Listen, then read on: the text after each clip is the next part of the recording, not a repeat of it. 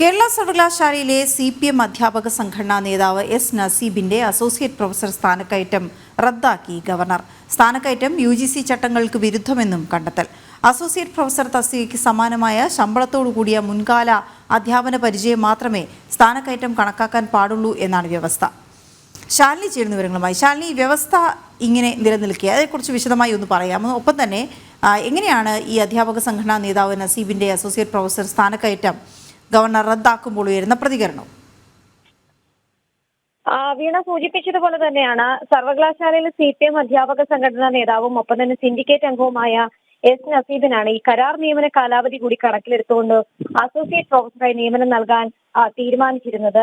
Syndicate തീരുമാനമെടുത്ത് പിന്നീട് അത് വലിയ വിവാദമാവുകയും ഈ തീരുമാനം ചർച്ച ചെയ്യാനടക്കം കഴിഞ്ഞ 5-ാം തീയതി യോഗം ചേർന്നിരുന്നു. ഈ യോഗം സിൻഡിക്കേറ്റിന്റെ പ്രത്യേക യോഗം വന്ന് ചേരുന്നു. VC അടക്കമുള്ളവർ ആ യോഗത്തിലുണ്ട്. ആ യോഗത്തിൽ ഈ പ്രൊമോഷൻ നൽകാനുള്ള തീരുമാനം പുനഃപരിശോധിക്കണം എന്നൊരു ആവശ്യം പ്രതിപക്ഷ സംഘടനാ നേതാക്കന്മാർ, അധ്യാപക സംഘടനാ നേതാക്കന്മാരും ഒപ്പം തന്നെ VC അടക്കമുള്ളവർ മുന്നോട്ട് വെക്കുകയും ചെയ്തു. പക്ഷേ അതിന്റെ ആവശ്യമില്ല എന്നുള്ളതായിരുന്നു ഈ സിൻഡിക്കേറ്റ് അംഗങ്ങളുടെ ഭരണപക്ഷ അല്ലെങ്കിൽ CPM അനുകൂല സിൻഡിക്കേറ്റ് അംഗങ്ങളുടെ തീരുമാനം.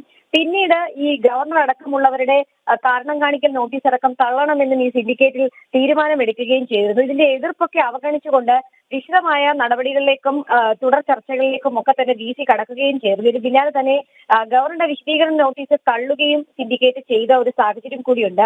ഒപ്പം തന്നെ ഈ കരാർ നിയമന കാലയളവ് പ്രൊമോഷനുള്ള അധ്യാപക പരിചയത്തിന് അംഗീകരിച്ചാൽ അത് നിരവധി അധ്യാപകരുടെ പ്രൊമോഷനുകൾ മുൻകാല പ്രാബല്യത്തോടെ പുനഃപരിശോധിക്കേണ്ടി വരുമെന്നുള്ളതായിരുന്നു VC ഡോക്ടർ മോഹൻ കുന്നുമ്മൽ ചൂണ്ടിക്കാട്ടിയത്. ഒപ്പം തന്നെ അസിസ്റ്റന്റ് പ്രൊഫസർ തസ്തികയ്ക്ക് സമാനമായ ശമ്പളത്തോടു കൂടിയ മുൻകാല അധ്യാപന പരിചയം മാത്രമേ പ്രൊമോഷൻ കണക്കാക്കാൻ പാടുള്ളൂ എന്ന വ്യവസ്ഥ നിലനിൽക്കുകയാണ് ഇടതനുകൂല അധ്യാപക സംഘടനാ നേതാവിന് വേണ്ടി ഇത്തരത്തിലൊരു വഴിവിട്ട നീക്കം സർവകലാശാല നടത്തിയിട്ടുള്ളത്. പിന്നീട് ഈ നടപടികളടക്കം ചോദ്യം ചെയ്തുകൊണ്ടും ഗവർണർ അയച്ച വിശദീകരണ നോട്ടീസ് നിയമ നടപടികൾ ചൂണ്ടിക്കാട്ടിയുമൊക്കെ ഹൈക്കോടതിയെ നസീബ് സമീപിക്കുന്ന ഒരു സാഹചര്യം ഉണ്ടായിരുന്നു. പിന്നീട് ഗവർണർ തീരുമാനമെടുക്കാൻ കോടതി ഉത്തരവാകുകയും ചെയ്തിരുന്നു. ഇതിന് പിന്നാലെയാണ് ഇപ്പോൾ ഗവർണർ കൃത്യമായ നടപടി സ്വീകരിച്ചിട്ടുള്ളത്. ഒപ്പം തന്നെ എസ് നസീബിന്റെ അസോസിയേറ്റ് പ്രൊഫസർ പ്രൊമോഷൻ അടക്കം റദ്ദാക്കിക്കൊണ്ടാണ് ഇപ്പോൾ ഗവർണർ നടപടി സ്വീകരിച്ചിരിക്കുന്നത്. നമുക്കറിയാം, ഈ സംസ്കൃത സർവകലാശാലയിൽ നസീബിന് താൽക്കാലിക നിയമനം നൽകിയിരുന്നു. ആ താൽക്കാലിക നിയമനം, ആ കരാർ നിയമനം മാത്രം പരിചയമാക്കി കാണിച്ചുകൊണ്ട് അസോസിയേറ്റ് പ്രൊഫസറായി അല്ലെങ്കിൽ ആ ഒരു ചുമതലയിലേക്ക് കയറാനുള്ള ഒരു പടിയായി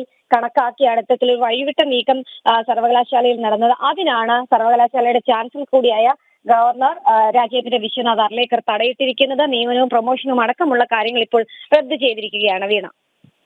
ശരി ശാലിനി.